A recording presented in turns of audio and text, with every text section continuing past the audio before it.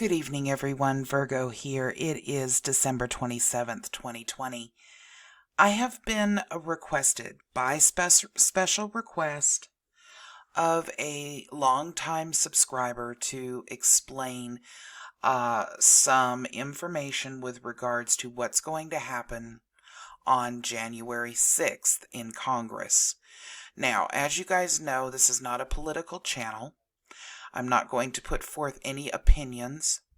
I'm simply going to give you accurate and factual information with regards to what will occur in Congress on January 6th. My understanding is that there are a great number of people that have the wrong idea of what happens with the electoral calendar.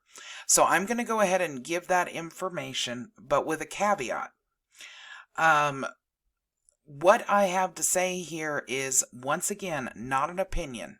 I am an independent, and when it comes to this actual channel, I refuse to discuss anything political for obvious reasons. I am very much a uniter.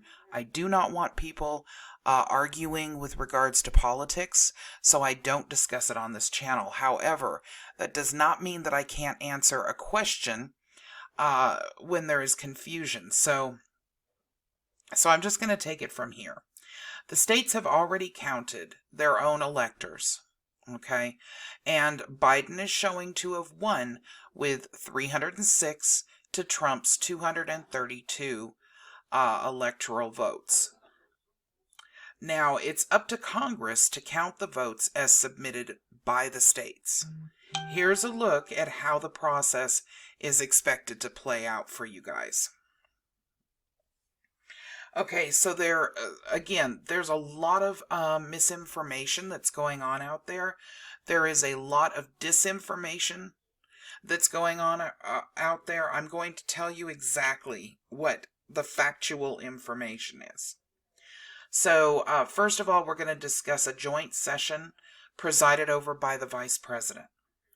At 1 p.m., lawmakers from both the House and the Senate will assemble in the House chamber, with Vice President Pence presiding in his role as President of the Senate. He will then begin to open the sealed certificates that are submitted by each individual state, and he'll hand them to tellers appointed from among the House and the Senate members in order for them to read them. In some recent elections, the count was expedited and the entire process was over within less than half an hour. But if there are objections to any of the state's certificates, it could take longer. All right. So what happens if there are objections, and will there be? Well, it seems all but certain that there will be objections from House members to the certificates from some states that Biden won, but where Trump and some of his supporters charge the vote was supposedly quote-unquote rigged. All right.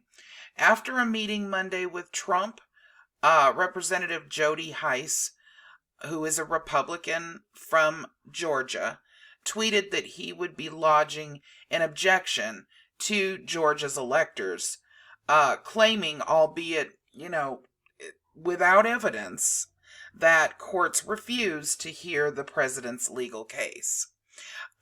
So therefore, that could very well bring up an objection. In reality, the courts in several states have already heard Trump's claims, and unfortunately for that campaign, rejected all of them but one. A key thing to remember is that a member from the House and the Senate must lodge an objection in writing for it to be considered at all. Okay? It's not entirely clear if any senators will choose to do this, although newly elected Senator Tommy Tuberville of Alabama indicated that he would.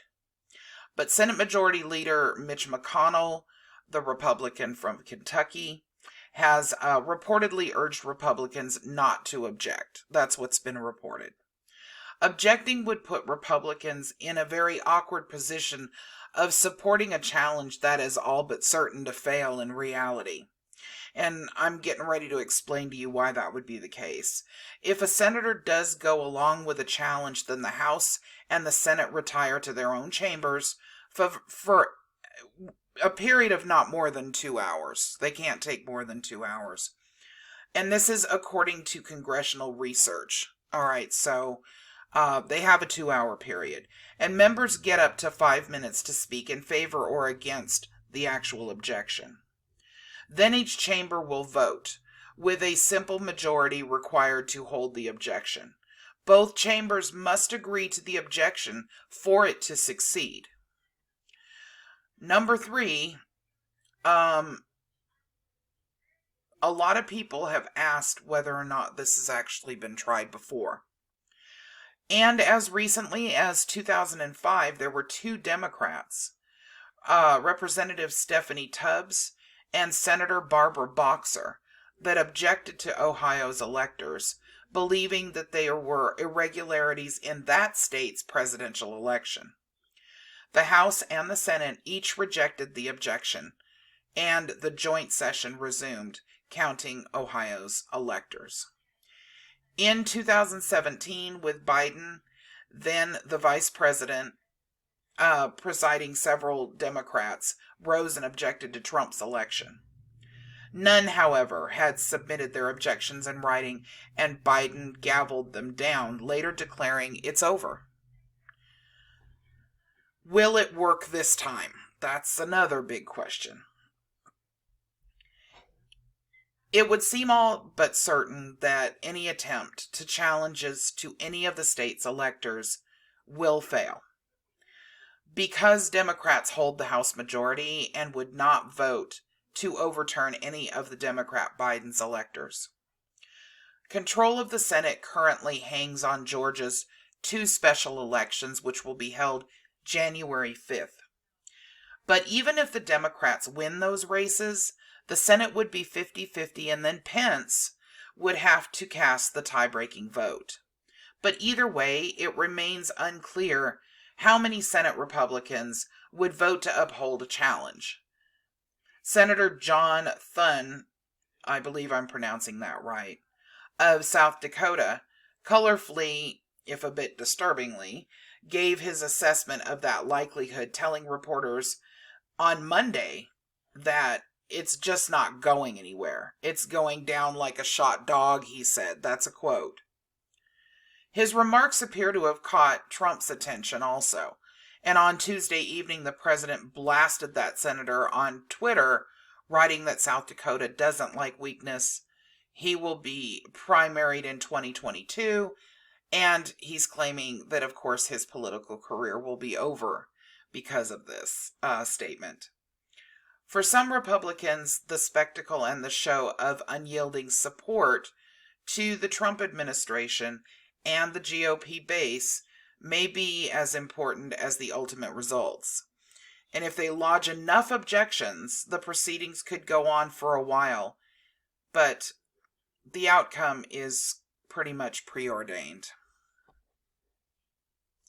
Congress's role in the election results is to count the electoral votes, to ensure that they read those as stated by the states. For those people that believed that this was going to become a scenario where somehow Mike Pence had the deciding vote, or could make a decision on overturning the election, that simply is not the case. In addition, it's also disinformation to believe that the states themselves will be voting. In this scenario, because the turnout of the electoral votes that were won by each candidate are not equal, that is not going to be the case either. If it had been a scenario where it was 269 to 269, then that very well might have been the case. But in this case, what I have just explained to you is exactly what will happen. And since the House is run by Democrats, it is very unlikely that the election would be overturned with regards to the January 6th election results. I hope that that helps to explain what's going to occur on in Congress on January 6th. And I hope that all of you will please take what I said into consideration with regards to political talk on this channel. I really, go the opposite direction, but I have no problem explaining to you guys how something works if it needs to be made clear. All right, everyone, I hope you have a wonderful evening. Bye-bye.